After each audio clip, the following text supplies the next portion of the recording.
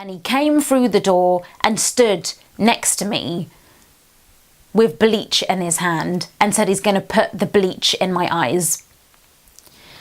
And he had put his arm on me so tightly that it had left a massive, massive bruise on my arm.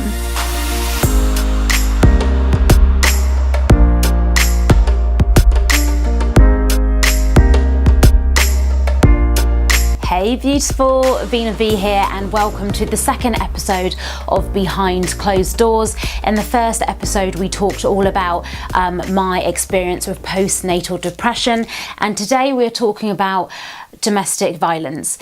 Now, if you've never been in a domestic abusive relationship, whether that be emotional or physical, I don't know about you, but before, when I used to hear these stories of women and men going through domestic violence, I used to think, how stupid are they? Why are they staying in a relationship that is abusive, that they're not happy in? Why are they doing it? I never understood it until I was in a relationship of domestic abuse. And before I get into what has happened in my life, I want to address that question first. Why do women stay in these kinds of relationships when they know they are bad? When they know that what is happening to them is so wrong, why do women stay in those kinds of relationships? And I will talk to you from my personal experience. The reason I stayed in that relationship is because I loved him. I loved him so much. But not only that, domestic violence is a very complicated issue. It's not simply black and white. I had the most amazing time with my ex-boyfriend. The most amazing time. We used to go out together all the time. We used to go out clubbing. We used to go out for meals. We used to go for days out. Even when we're staying at home watching a film, we always had so much fun.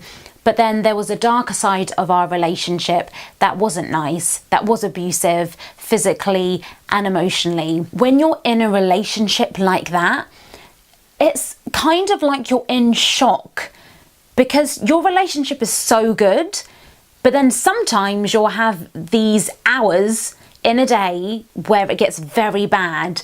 But then the person abusing you is all of a sudden nice again. It was like this Jekyll and Hyde with him. So he would be the most amazing, charming guy you would ever meet. Everyone that met him was like, oh, he's amazing. Then there was a darker side where he would just flip like that. We could be having a normal conversation like this, all happy, joking around, and then he would just go mental, start saying the most abusive things to me that are just disgusting. Now, what happened in my relationship, it was a lot more verbal and emotional abuse, but there was a physical aspect to it as well. And I just really wanted to address that question first, is why do women stay in those relationships? Because usually the guy is so amazing that you think, how can this happen? But that's why you stay in it for so long, because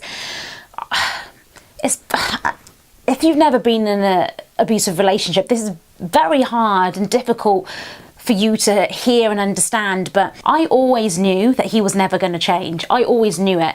But because I loved him and because we had the most amazing time together when he was good, I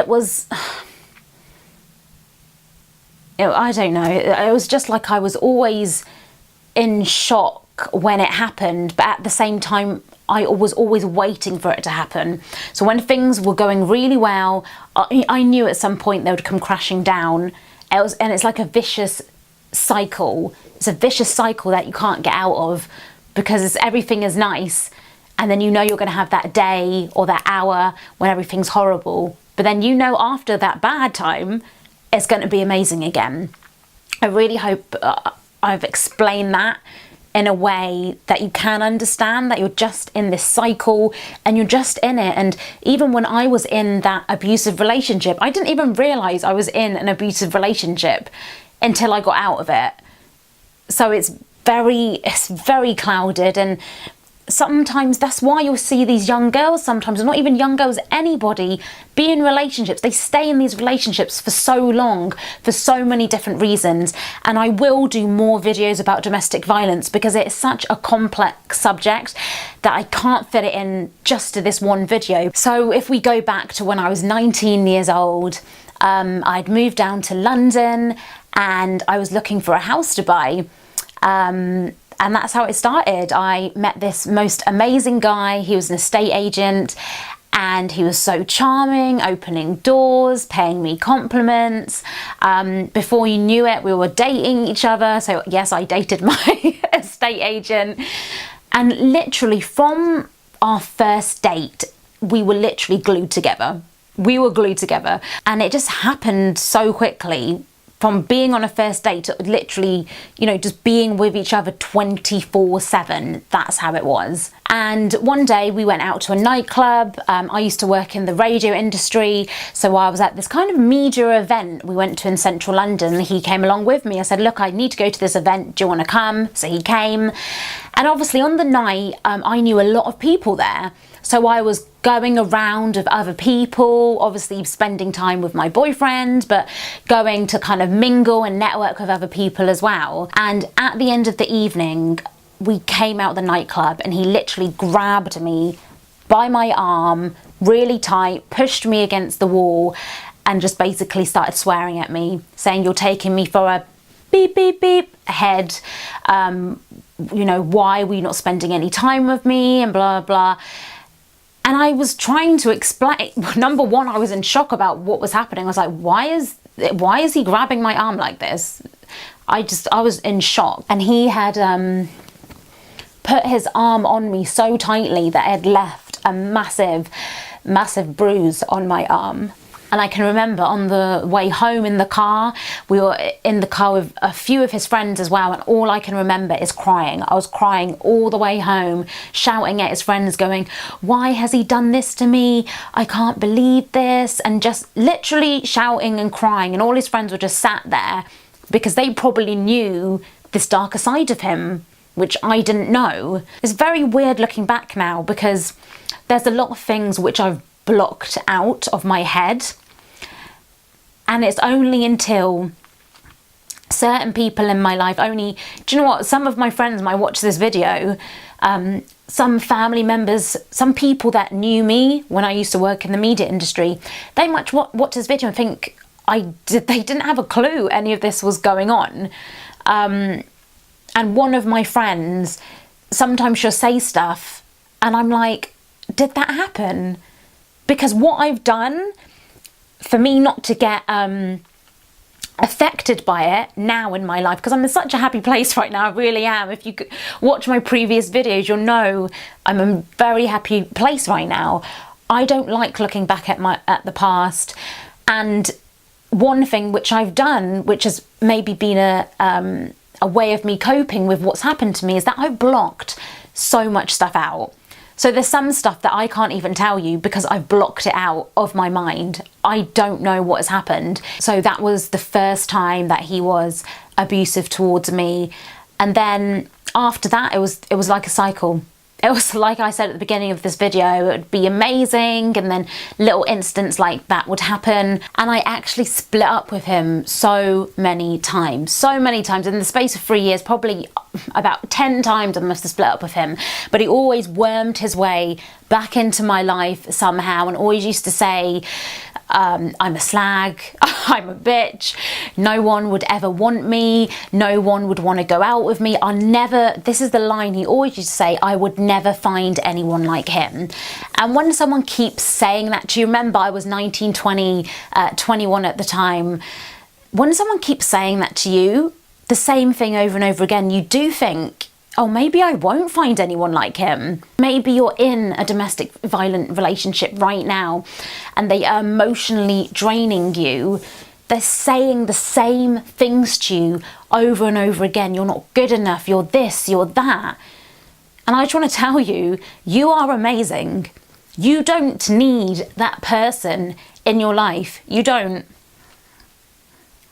The longer you stay in that relationship, it never gets better, trust me. They are never, ever gonna change. You have to leave them. You have to, because otherwise someday they will do something so bad to you. I can remember once I was just in the shower and he came through the door and stood next to me with bleach in his hand and said he's going to put the bleach in my eyes. And at that point, I just thought, rather than fighting back, rather than shouting, all I did is I got out the shower as calm as I could. I got the bleach from his hand and I just hugged him. That's what I did. And I was apologising to him for doing nothing. I was in the shower. I'm going to be realistic as well. Even my best friend, she always used to tell me, don't go out with him. Why are you still with him? And I never used to listen. So I know if you're in an abusive relationship right now, I know you're not going to listen to me. You have to make that decision yourself.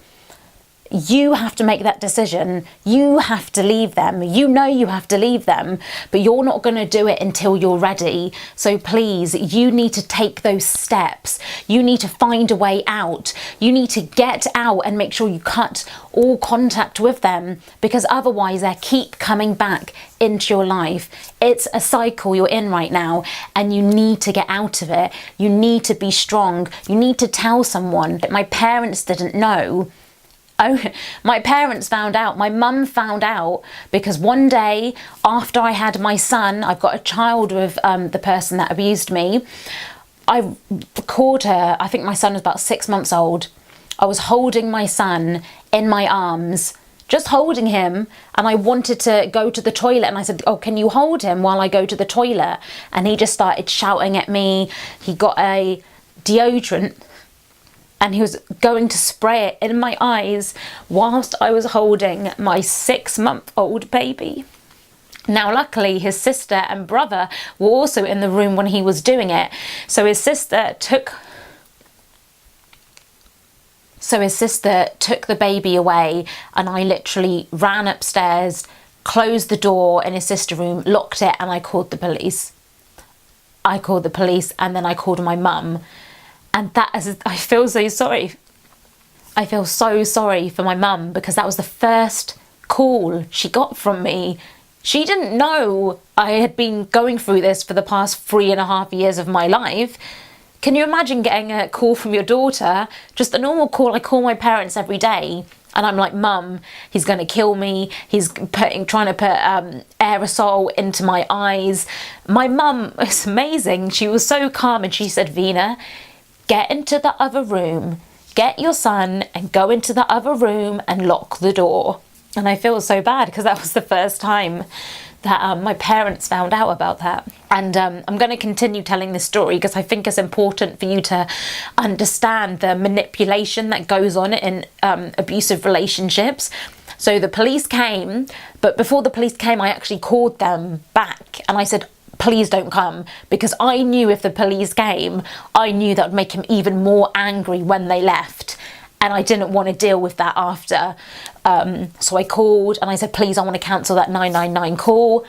And they said, it's too late now. The police are on their way.